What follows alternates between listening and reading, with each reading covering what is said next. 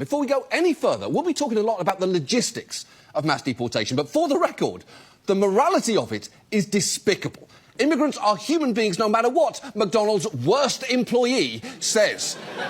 With that said, let's start with the sheer size of what Trump is proposing, because the campaign claims there are 20 to 25 million illegal aliens in the country, despite experts saying it's roughly half that, with one group placing the number around 13 million people. So they're already off by the population of Ohio.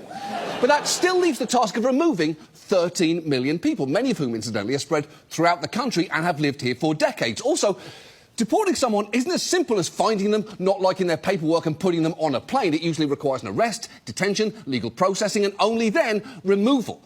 And to carry out over 13 million arrests in a short period of time, it's been estimated the government will need to hire between 220 and 409,000 new government employees and law enforcement officers. As for the detention part, think for a second what it would entail to detain 13 million people. Bear in mind, the most recent data has the entire US prison and jail population at around 1.9 million. And we have a lot of prisons and jails in this country. They are kind of our thing. If we had a slogan, it should probably be America, home of jails and the KFC double down. And the Trump campaign will sometimes pretend they've taken this into consideration. Here's J.D. Vance gaming out a possible approach.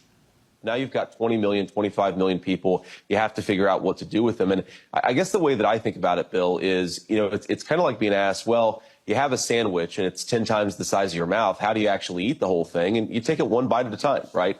And I think you start with the million most violent, most criminal, illegal alien elements. There's probably, of the 20 million, there's probably 1 million who've committed some violent crime. That's an estimate, but I think it's pretty close to the truth. You deport them first and you focus on them first. OK, first, I know this isn't the point, but I didn't know Bill O'Reilly still had a show. I had the vague, uninterrogated sense that he died when Roger Ailes did, either because I thought they were the same person or because that seemed like a plausible murder-suicide. I don't know.